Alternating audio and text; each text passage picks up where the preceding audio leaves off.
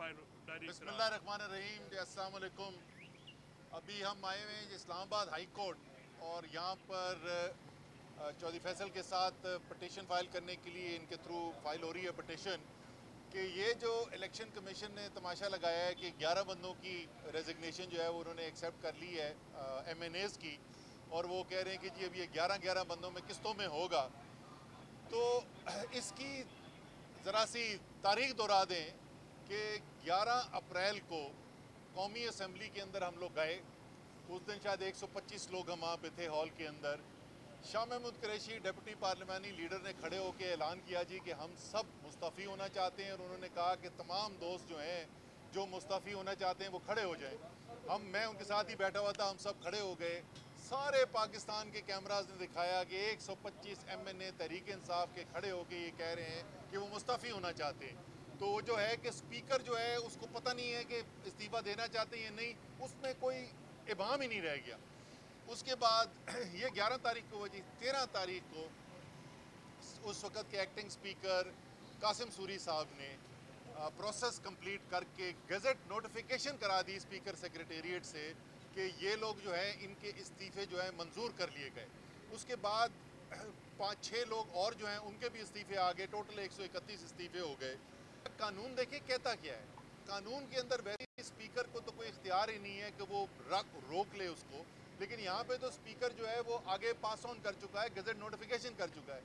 Election commission के पास कौन सा कानून के अंदर इख्तियार था कि वो ये इस्तीफ़ों को मंजूर ना करे और 3.5 महीने उसके ऊपर बैठा रहे, और 3.5 महीने के बाद मर्जी के 11 इस्तीफ़े जो हैं वो मंजूर कर लिए जाएं। बिल्कुल सरियन गैर कानूनी काम किया है, लेकिन बदकिस्मती से ये पहली दफ़ा गैर कानूनी काम नहीं हुआ। साथ साथ में ये भी अभी मैं आता हूँ, अभी इलेक्शन कमीशन और क्या करते रहे उनसे भी थोड़ी बात करते हैं, लेकिन ज़रा कौम को याद दिलाने के लिए कि इस्तीफ़े दिए क्यों गए थे। ये इस्तीफ़े इसलिए दिए गए थे कि कौम के सामने खुलकर एक साजिश आ गई जिसके अंदर बैरूनी मुदाखलत थी। उस बैरूनी मुदाखलत को कौमी सलामती कमेटी ने एक दफ़ा नहीं 2 दफ़ा उसकी तस्दीक की कि वाज़े बैरूनी मुदाखलत हुई हुई है। इस सूरत हाल के अंदर इमरान खान एक खुददार कौमी लीडर होते हुए और तहरीक इंसाफ एक ऐसी पार्टी जो पाकिस्तान की खुददारी और ख़ुद मुख्तारी में यकीन करती है, उस साजिश का हिस्सा नहीं बनने को तैयार थी उस कौमी असम्बली के अंदर बैठने के लिए, और इसलिए इस्तीफ़े दिए गए, कौम को मोबिलाइज़ किया गया। और इमरान खान ने ऐसे कौम को मोबिलाइज़ किया कि पाकिस्तान की तारीख़ में कभी नहीं हुआ था। और वो अवाम जो हैं वो सिर्फ एहतजाज के लिए नहीं निकले, वो सिर्फ जलसों के लिए नहीं निकले। जब 20 कौमी असम्बली की सीटों का सूबाई असम्बली की पंजाब की सीटों का बाई इलेक्शन आया, सीटों की जो सीटें फारिग की गई थी, तो उसमें भारी अक्सरियत से तहरीक इंसाफ को कामयाब करा के वोटों की शक्ल के अंदर भी इस बैरूनी मुदाखलत को, इस साजिश को मुस्तरद किया पाकिस्तान की अवाम ने।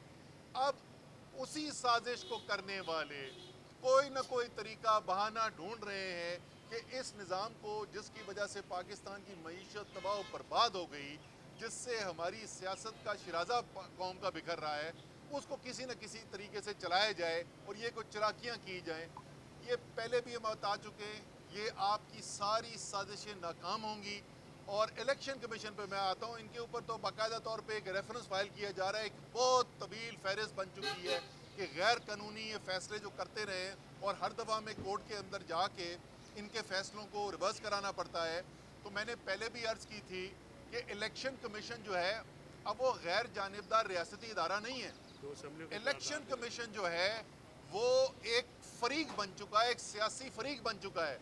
और ये अब सिर्फ हमारी मेरी ज़ाती राय नहीं, ये तहरीक इंसाफ की सियासी पार्टी की सिर्फ राय नहीं है, ये 2 पाकिस्तान की बड़ी सूबाई असम्बलियाँ जो हैं वहाँ से रेजोल्यूशन पास हो चुकी है कि ये इलेक्शन कमीशन जो है ये गैर जानिबदार नहीं है, ये जानिबदार इलेक्शन कमीशन है, ये सियासी फरीक है और ये काबिल कबूल नहीं है।